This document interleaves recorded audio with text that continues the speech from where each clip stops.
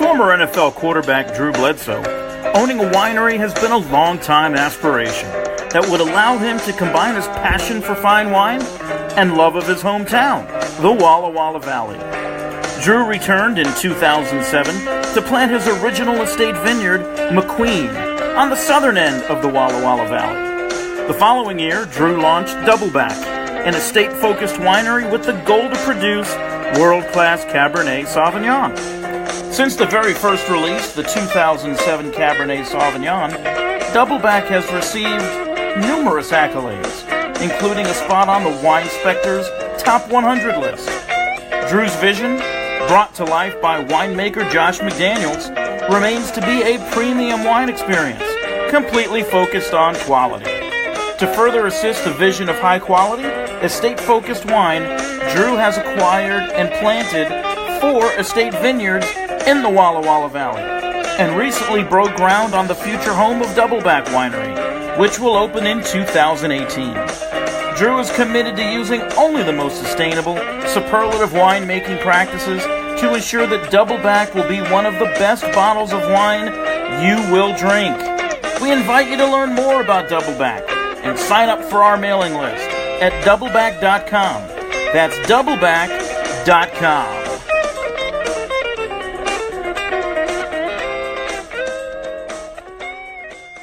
Now joining us here on Thursday Night Tailgate is former Steelers Pro Bowl defensive back J.T. Thomas. Let me give you some background on J.T.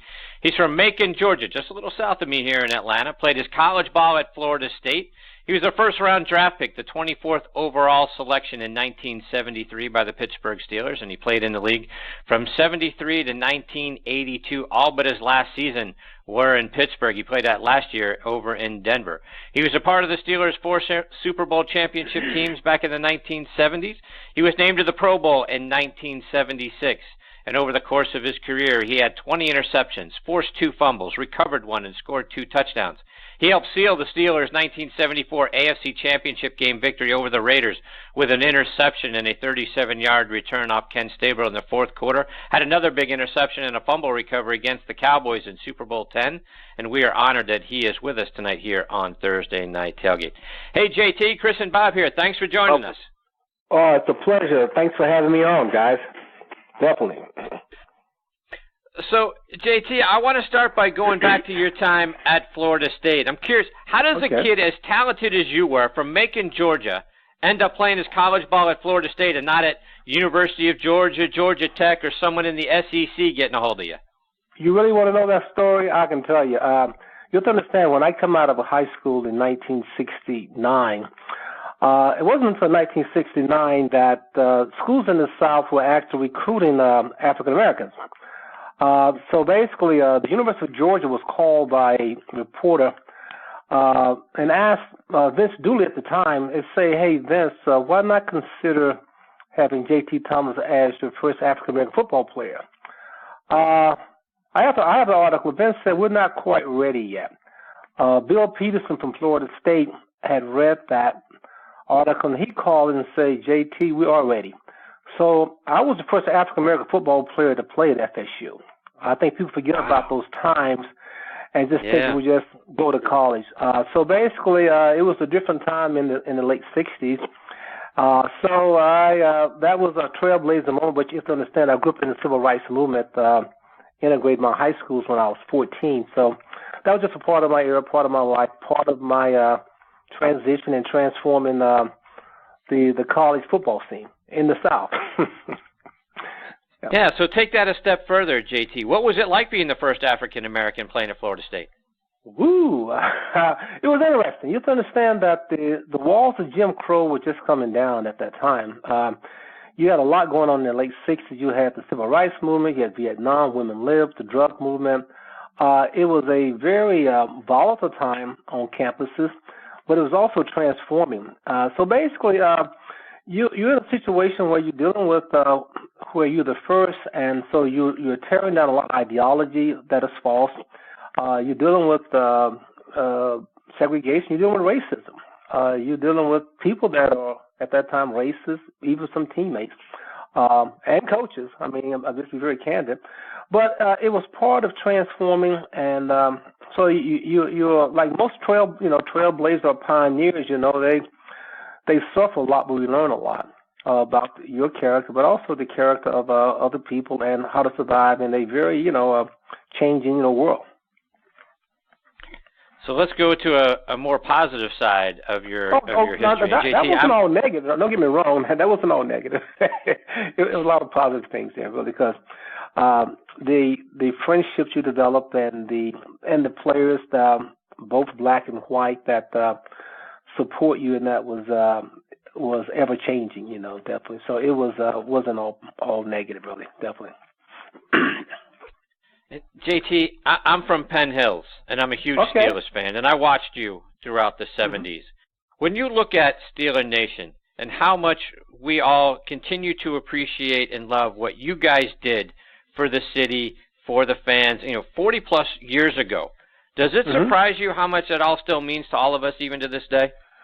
Yeah, it's almost a cult. I think what happened, it was so transforming, I think, when we started the Dynasty area. That was the same time that the steel mills were making an exodus out of this area. And I think the people had something to identify with was this upcoming young ball club. And so they took pride in that. Pittsburgh was the steel city, smoky, nasty city. Who comes here? And I think they took pride in the ball club because we were doing things after 40 years of not winning that kind of dominating the league. And we're setting a precedence in terms of football that people had not seen. And to this day, they're still leveraging those 4 Super Bowls. If you look at the Steeler history and the legacy, what they're leveraging today, all those 4 Super Bowls, the 70s, because no one will ever do that again. So they will be able to wave that flag until Armageddon. Bob, questions for JT? As Chris said, JT, it's an honor to speak with you, and I'm fascinated always, JT, to talk about first-round draft picks and their experience on draft day. That was a terrific first round, 3 Hall of Famers, a couple Florida State players, and a couple of DBs. Yourself and a guy like Burgess Owen, who had a lot of success up here in New York, were probably the most successful DBs. But want to get your memories of that draft day, JT, when you got the call, and what were your expectations? Well, let's understand, I was, Burgess and I we worked out together. He went to Miami, and Burgess and I was very similar in a lot of ways, size, talent, and was good friends. But the day I was drafted, I was asleep, really. I didn't have an agent. Matter of fact, I had flown into Houston. An agent flew us in, 2 other guys, to watch the draft. And I never had, really seen the draft or cared about it. So I decided to leave. He wanted to sign me. So I flew back to Florida. I flew into Jacksonville. And I thought my first time on a Greyhound bus, I thought the bus went directly to Tallahassee, but it didn't. It hit every city in between, so I'm about a 12-hour bus ride. So when I arrived in Tallahassee the day of the draft, it's probably about 5, 6 in the morning. So at that time, the draft was in the morning. I slept through the draft. About 3 o'clock, one of my teammates, a guy named David Snell, was kicking on the door, said, "Hey, T, Coach wants you." I said, so I walked down the hall to the phone. There's no cell phone. And he said, "Where in the hell have you been?" I told him the story. He said, "Get your butt down to the TV station. You're the number 1 draft choice of the Pittsburgh Steelers." So I slept through the draft, had no agent, and never had talked to the Steelers. Back then, information wasn't shared. So I thought I was going to Dallas, Miami, Green Bay. I never seen a Pittsburgh Steelers scout. Never had a phone call from the Pittsburgh Steelers. Had no idea, they weren't a great team until Franco's immaculate reception that December following the draft. So, right before the draft. So, Pittsburgh wasn't on my mind. So it was a great experience. Like I say, Pittsburgh, my God, who were they? Except the immaculate reception was the first thing I knew about Pittsburgh. And your introduction to the NFL, obviously, incredible coaching, JT, with guys like Chuck Noll and Bud Carson. Every guy we have talked to on this show that has played for Bud Carson either as a head coach or a defensive coordinator. JT said the guy was beyond a genius. Wanted to get your opinion on him since he was your first defensive coordinator. Yeah, Bud was a genius. Bud orchestrated the field curtain defense and just amazing strategist. And really the biggest thing that they did there, with that strategy, they allowed us to be ourselves and play within that scheme. And that's what made the Steelers so unique. They took your talent and mold your talent into a process. So really our team was based on a lot of talent that was natural, but the scheme and the demands for the knowledge of the game was incredible. You had to study. It was one of those situations where your conditioning was superb. I think back then we were in better condition than most teams because of the type of conditioning and stretching that we did. We was into flexibility and power lifting before most teams even got into it, and we was into a type of condition almost what track people would do. So Chuck Noll was a heavy game in that, and he too was a great coach. But it was just amazing. The genius of Bud Carson. We just were more prepared and mentally and physically, and really we at the point sometimes we had one defense you've heard of. It was called stunt 4-3 cover C, and it was kind of a defense that was a bailout defense. It was kind of like a secret weapon, and Chuck would call this whenever we got in trouble. He would come down to the defense, very tight-lip walking. And we knew what it was. It was stunt 4-3 stack over cover C, and it was the defense primarily where you take your guy out. It was 11 on 11, and we would stay in it. We wouldn't come out of it. And it was a defense that took us mentally to a kind of a crazy zone. We loved to hear it, but at the same time, you knew that you were locked in. You had to kind of wipe out the enemy. Type of coverage. So it was that seriously, and you seen the guys stunt 4-3 cover C. You were locked in, and Chuck would come down and say, "Bud, write them off," and that meant lock in, take your guy out, whatever by any means necessary. Yeah. And JT, every year after 1973, the AFC seemed to come down to the Steelers and the Raiders in the AFC Championship game. And your interception in the 1974 AFC Championship game really sealed that victory for the Steelers. Talk about what it was like being a part of that rivalry with the Raiders and where that play ranks for you in your career highlights. Well, obviously, the play ranks pretty high because obviously that's the first year going into our first AFC Championship game and in terms of winning and going to the Super Bowl. But the Raiders were a very, very forceful, threatening. They call us dirty, but they were a dirty team. And typically when we played the Raiders, the following week we practiced in shorts. It was a physical just beat down, and they were great. There's no doubt about it. They were just as good as we were for the most part, and it's a game. We look forward to them, and a lot of us friends, but in spite of that, they were physical. And as you know, the game has changed since then. And part of the change is because the way we played and the way they played the game. It was just a very physical game, and they were well coached. They had all pros on both sides. We had all pros on both sides. And those type of games you don't see anymore for the most part. I call it real football where guys tackle, where today, you can't tackle. You have to kiss them and lay them down because they may find you, So I wouldn't have any money today if I played today. You can't tackle nobody, T. You have to, hug them and kiss them and lay them down softly, And JT, you guys go to your first Super Bowl that season against the Vikings down in New Orleans, a huge defensive struggle. You guys really shut out the Vikings offense, right? The only points they scored came off of a blocked punt. You guys pick off Tarkington 3 times in that game. Gave up a total of 119 yards to the Vikings offense that day. Talk about what you remember about that game. Well, what I remember was all pre-game. Really, the game with the Vikings was actually won in the tunnel before the game. I remember down in Tulane Stadium there in New Orleans, it was drizzling, and during warm up. So in the tunnel before introduction, we were standing on one side of the tunnel, and here the Minnesota Vikings, approximately probably 10 feet, to our right, and to us, you can imagine these are the purple people eaters, people that we had seen in high school and college, our heroes. And we were always saying, what the hell are we doing here with these guys? They looked like real Vikings. They looked 8 feet tall. Most of them had beards, and the rain had got into the beards, so they looked like real Vikings with snow on their face, And we were standing there intimidated. We had in the tunnel that day 12 men, and the 12th man was fear.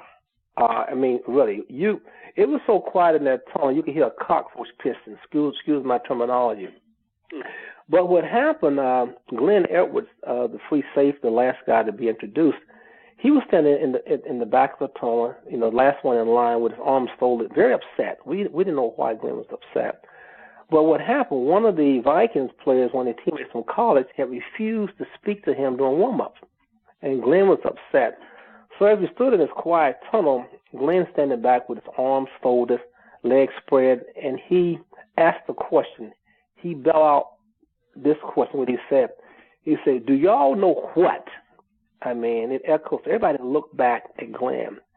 And he said, "We're going to kick your blankety, blankety, blink."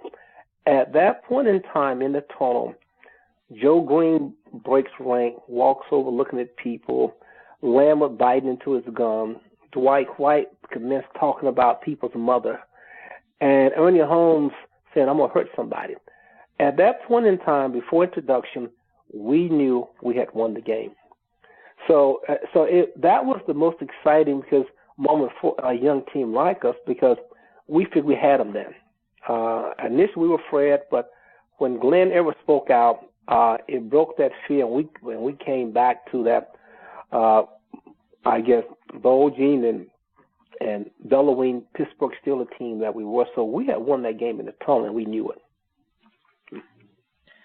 And JT, you come back the next season and you beat the Cowboys in the Super Bowl this time, and you had an interception off Staubach in that game in the third quarter. I got to imagine that's running on a J.T. Thomas highlight reel somewhere. Oh yeah, most definitely. Another great team. Roger Staubach, and he had Tony Dorsett, and it was that was a tough game with the Cowboys. We're playing against some of the best, but we had that number, and really it was a game that really, obviously, Lynn Swann had the great game there, but it was a defensive struggle. And, again, we prevailed. I think the Dallas game, it's when we came to maturity that year, the second year. The first year, we weren't sure, even after the season, had we really won a Super Bowl. It was kind of, did we win? Was questioning ourselves, did we go to the Super Bowl? But I think we came to Dallas was a year of maturity, and I think at that point we peaked, and I think that was the game that really kind of solidified us as a dynasty. Really, that Super Bowl, definitely. And JT, there's something I've never understood about that game. Dallas scores with just under 2 minutes remaining, and they tried the onside kick, but Moon Mullins recovers that, and the Steelers get the ball at the Dallas 42, up by 4. But Chuck decides to run the ball 4 straight times. They get no yardage, and they hand the ball right back to the Cowboys at the 41 with 1:22 left. Now, I know Bobby Walden had mishandled a punt early in the game, but for Chuck, was he that afraid that the punt could get blocked, that he figured his chances were better, giving you guys, putting the defense back on there, making the Cowboys go 59 yards to win the game versus Walden getting the opportunity to punt the ball? Yeah, Chuck, you have to think about Chuck's whole scheme of winning his defense. And he felt that even when the offense wasn't scoring, he would come say, defense, you guys got to get the ball. Offense sucks. You guys got to score. Chuck Noll had a way of communicating that Chuck really controlled your mind. Chuck had us thinking that we were always going to win. It wasn't a game to Chuck. It was like the call in the locker room was showtime. It was a show for the fans. So it was something to do to get over with his pre-game speech. He said, okay, guys, let's go out there and give the fans their money worth. So, yeah, he trusted the defense. Chuck had a template for winning Super Bowls, and we knew that. Chuck, and I noticed just from observing him, to win a Super Bowl, there's a basic template. I can pick the Super Bowl every year. And the basic template, according to Chuck's scheme, was that offensively, you have to have 2 all-pro wide receivers. You must have 1 all-pro running back, 1 all-pro quarterback. If you don't have that, forget about it.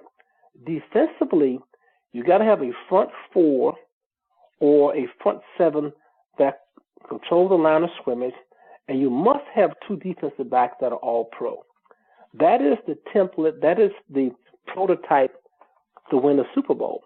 If you look around and see who wins Super Bowl, that's what teams have. Most teams will win. If you don't have that, you don't win it. And so defensively, we had 11 all-pros on defense. So why wouldn't he trust his defense? You couldn't afford 11 all-pros on defense today. Mm-hmm. So, yeah, I mean, Chuck trusted the defense to score, to stop anybody from scoring. So, yeah. So, JT, before we let you go, what are you doing now?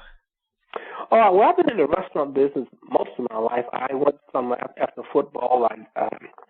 My first restaurant, believe it or not, was a Chinese restaurant, one of the first food courts. And from there, I did a few Burger Kings, but primarily I spent most of my career developing Applebee's in western central Pennsylvania. Larry Brown and I did Applebee's for about 20-some years. Now we brought Applebee's to Pennsylvania, and we developed southwestern central Morgantown area for about 20-some odd years, and I got out of it.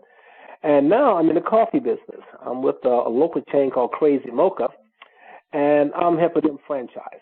A friend of mine named Ken Zeff founded the company and expanded it. So I came along since I've been in franchising, and I'm like the first franchisee, so I'm franchising Crazy Mocha. So I'm doing what I've been doing most of my life, putting food in people's mouth or in drinks. So, JT, how can our listeners stay up to date with all the things you're doing or follow you, whether it's online or over social media? Well, social media, I'm on Facebook, or you can go to Crazy Mocha, the Hill District location, and you'll find me on there. Matter of fact, you might run into Joe Green or Franco Harris on the Crazy Mocha Hill District location, yeah. But I'm there on Facebook as JT, and also there with Crazy Mocha Hill District location, yes. Well, JT, thank you so much for taking time out of your night to be a part of the show. So many questions that Bob and I would love to get your insights and memories on. We hope you'll come back and join us again sometime. It's been great having you. Just send me a smoke signal, my friend. I'll be glad to. Appreciate that. Thank you. Thank you very much, JT. All the best to you and your family. We look forward to having you back on the show again real soon. Thank you. Good night. Take care. That is former Steelers Pro Bowl defensive back JT Thomas. And Bob, really, I mean, I could have gone on probably the whole show with JT and the questions and the memories and the stories and all of that. But, great getting back to the top. First African-American player to play at Florida State. What an amazing thing. Amazing where that program has gone since then. And, again, it's just an honor to speak with any of those old Steelers, Chris. And like you said, you have 11 all-pros. It's just phenomenal. I'm looking down the rosters of the teams while you're speaking with them, and just mind-boggling how guys like him who didn't get into the Hall of Fame were kind of under the radar, but they never have any kind of bitterness because of the Super Bowl ring. So an incredible cog in those machines. Great to speak with him. Yes, it was. All right, we've got our next guest, Tony Collins, hanging on the line. We'll get to Tony on the other side of this quick station break.